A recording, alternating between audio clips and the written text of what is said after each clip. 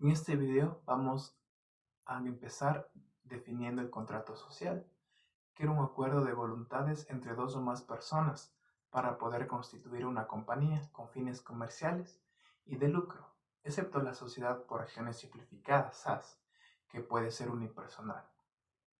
¿Cuáles eran los elementos esenciales para su validez? Como ya vimos, la capacidad legal de los socios, el consentimiento libre de vicios, es decir, que debe existir una voluntad genuina, el objeto lícito, que debe ser una actividad legal, y la causa lícita, es decir, que el propósito debe ser legítimo. Constitución de una compañía. ¿Cuáles son los requisitos formales? Primero, la convocatoria previa de socios. Acta de la Junta Constitutiva, es decir, una designación del presidente y de un secretario temporal. También se necesita la elaboración del estatuto, en el cual también deben tener cláusulas para proteger el patrimonio, las responsabilidades, los derechos de los socios y diferente información. En ese apartado vamos a hablar sobre la diferencia entre cédula de identidad y cédula de ciudadanía. Hay que tener en cuenta que las cédulas de ciudadanía en nuestro país, en el Ecuador, están dirigidos para ecuatorianos mayores de 18 años que hayan adquirido plena capacidad legal, es decir, que sean emancipados. En cambio, la cédula de identidad son para los menores de edad ecuatorianos menores de 18 años bajo una representación legal de sus padres. O también esta cédula de identidad son para extranjeros residentes legales en el Ecuador. Hay que tener en cuenta que para los extranjeros se debe existir una residencia legal en el país, que son mínimo 5 años ininterrumpidos. Vamos a hablar sobre la capacidad legal. La capacidad legal, según el artículo 1461, nos dice que la capacidad legal de una persona consiste en poderse obligar por sí misma y sin el ministerio o autorización de otro, esto según el Código Civil. En el artículo 1462, igualmente del Código Civil, nos dice que toda persona es legalmente capaz, excepto las que la ley declara incapaces. Por lo tanto, vamos a ver los incapaces absolutos y relativos.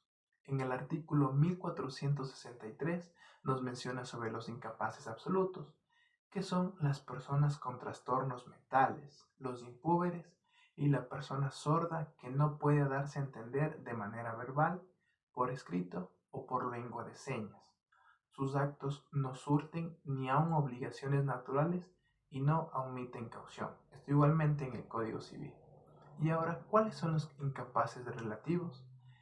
Según el Código 1463, el artículo 1463 del Código Civil, nos dice que son también incapaces los menores adultos, los que se hallan en interdicción de administrar sus bienes y las personas jurídicas. Pero la capacidad de estas personas no es absoluta y sus actos pueden tener valor en ciertas circunstancias y bajo ciertos aspectos determinados por las leyes. Nos menciona además que las personas privadas de libertad y los insolventes, los que no tienen capacidad legal para cubrir sus deudas, también son incapaces relativos. Por lo tanto, vamos a entender mejor en este momento la definición de qué es un niño, impúber, adolescente, mayor de edad, menor de edad.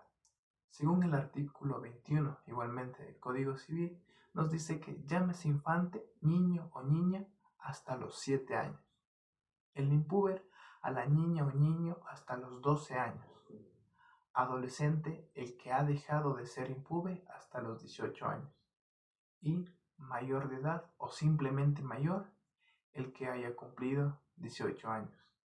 Y por lo tanto, menor de edad o simplemente menor, el que no se haya llegado a cumplirlos, es decir, que no haya cumplido 18 años.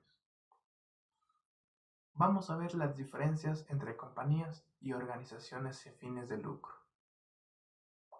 Hay que tener en cuenta que las compañías siempre van a buscar un lucro, es decir, un beneficio, una ganancia, las cuales pueden ser una sociedad anónima y las diferentes compañías que existen.